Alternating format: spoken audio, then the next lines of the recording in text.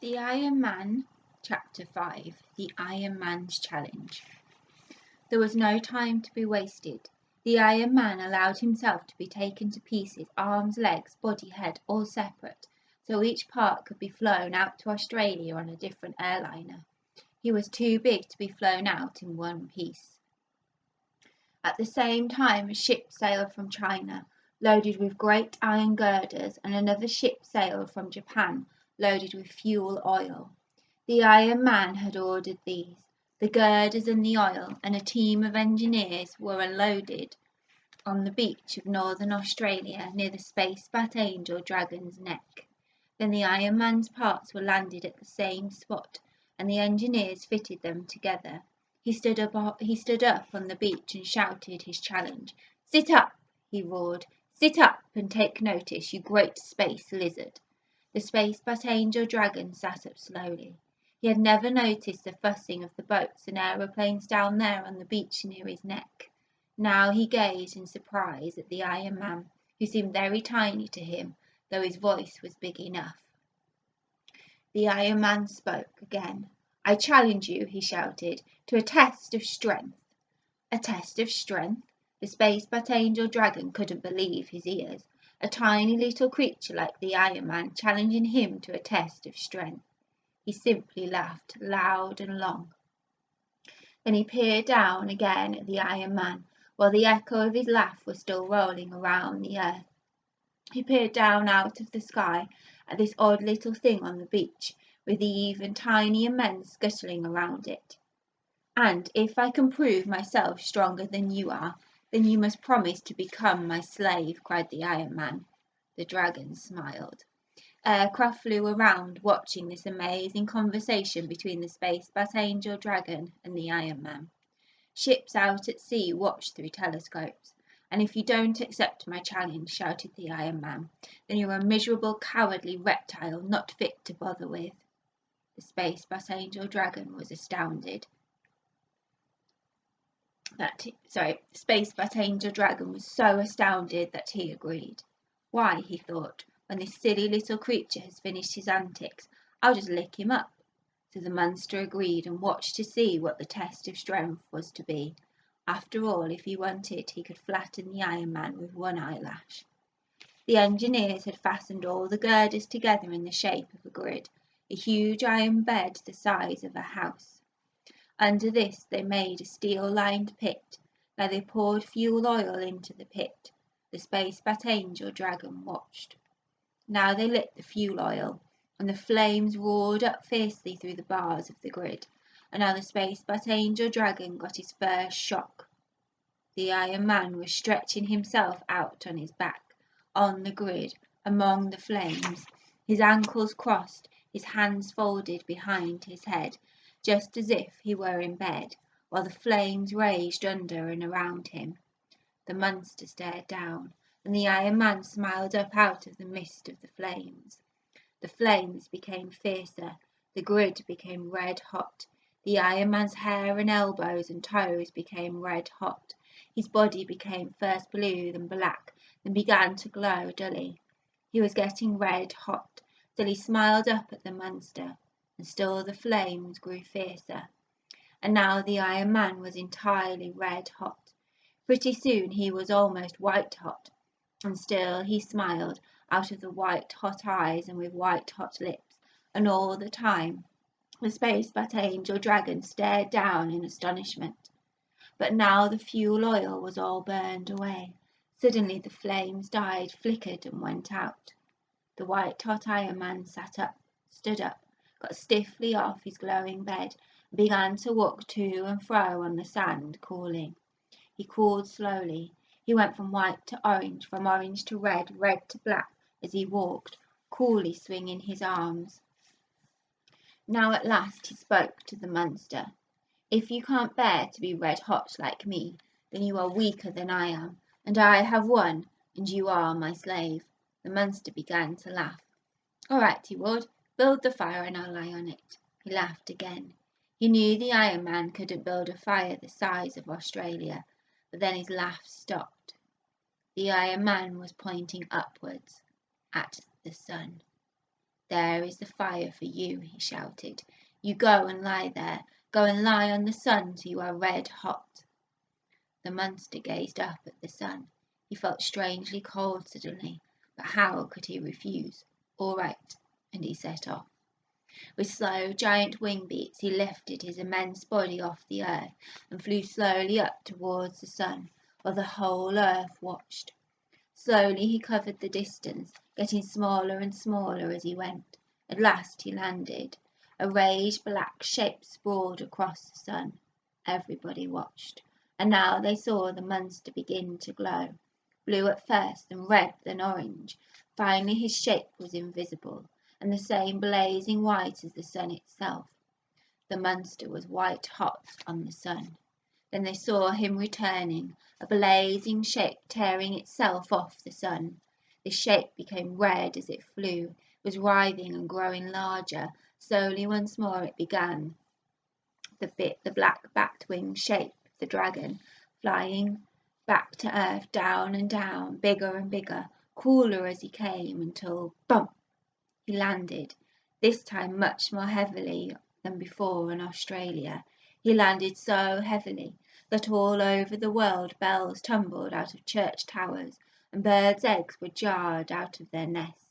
The monster stared down at the Iron Man, but it was hardly the same monster. His horns drooped, his face wizened and black, his claws were scorched blunt, his crest flopped over limply, and great ragged holes were burned in his wings. It had been terrible for him on the fires of the sun, but he had done it, and here he was. The fires of the sun are far, far hotter than any fires here on earth can ever be. "There!" he roared. "I've done it." The Iron Man nodded, but his answer was to signal to the engineers. Once more they poured oil into the trough under the grid. Once more they lit it. Once more the flames roared up, and the black smoke billowed up into the clear blue. And once more the Iron Man stretched himself out on the grid of the raging furnace. The space bat angel dragon watched in horror. He knew what this meant for him. He would have to go once more into the sun's flames. And now the Iron Man's hair and toes and elbows were red hot. He lay back in the flames, smiling up at the dragon, and his whole body was becoming red hot, then orange, and finally white, like the blazing wire inside an electric bulb. At this point, the Iron Man was terribly afraid. For what would happen if the flames went on getting fiercer and fiercer? He would melt. He would melt and drip into the flames like so much treacle, and that would be the end of him. So even though he grinned up at the dragon as though he were enjoying the flames, he was not enjoying them at all, and he was very frightened. Even the engineers, who were hiding behind thick asbestos screens over a mile away along the beach, felt the hair singeing on their heads, and they too thought it was the end of the Iron Man. Perhaps they had poured in just a bit too much fuel oil. But at the very moment, and the very second that the edge of the Iron Man's ear started to melt, the fuel was used up and the flames died. The engineers came running down the beach. They saw the red-hot Iron Man getting off his fearful bed, and they saw him moving to and fro on the sand, cooling off. At last, the Iron Man looked up at the dragon. He could hardly speak after his ordeal in the flames. Instead, he simply pointed towards the sun and jabbed his finger towards the sun as he gazed up at the monster. "That's twice," he managed to say. "Now it's your turn." The monster did not laugh. He set off, up from the earth, beating his colossal wings, writhing his long ponderous body up into the sky towards the sun. Now it was his turn, and he did not laugh. Last time it had been too dreadful, but he went. He couldn't let the Iron Man win. He couldn't let the Iron Man of the earth beat him in this terrible contest. And so all the telescopes and cameras of the world watched him flying into the sun. They saw him land among the flames as before, As before, they saw his great rugged shape like an ink block sprawled over the centre of the sun. They saw him begin to glow red then orange, and at last they could no longer see him. He and the sun were one blinding whiteness.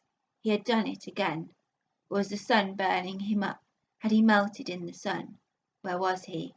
No, here he was. Here he came, slowly, slowly down through earth, much more slowly than before.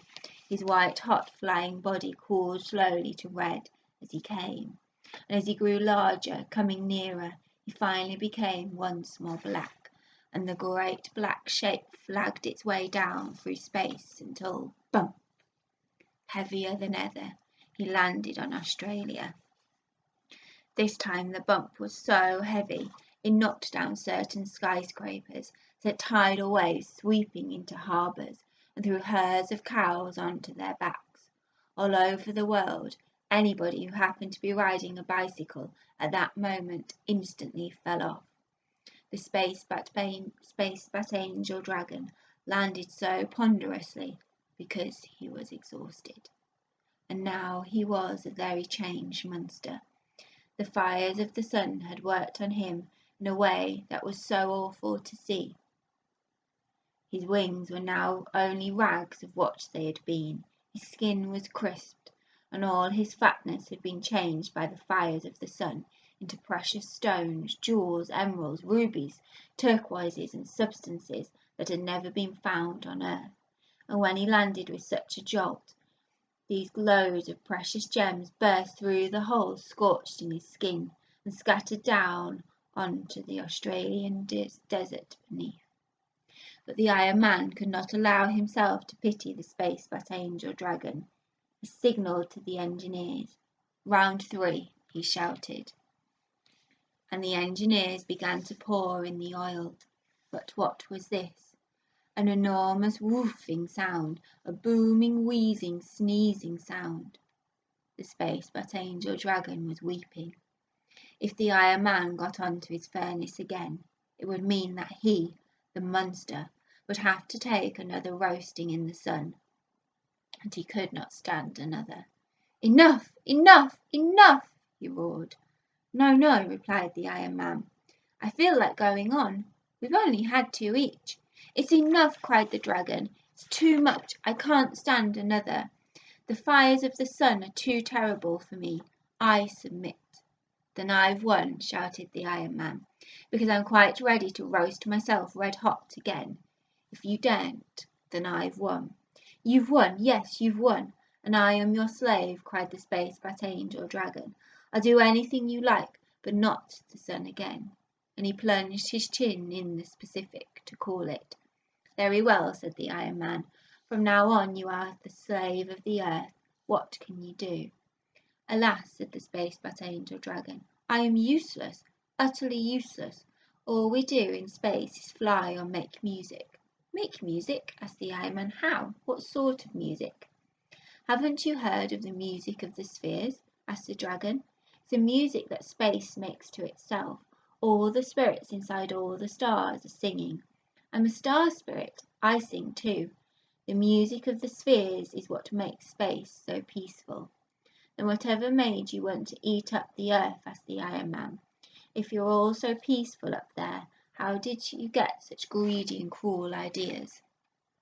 The Dragon was silent for a long time after this question, and at last he said, "It just came over me. I don't know why. It just came over me. Listening to the battling shouts and the war cries of the earth, I got excited.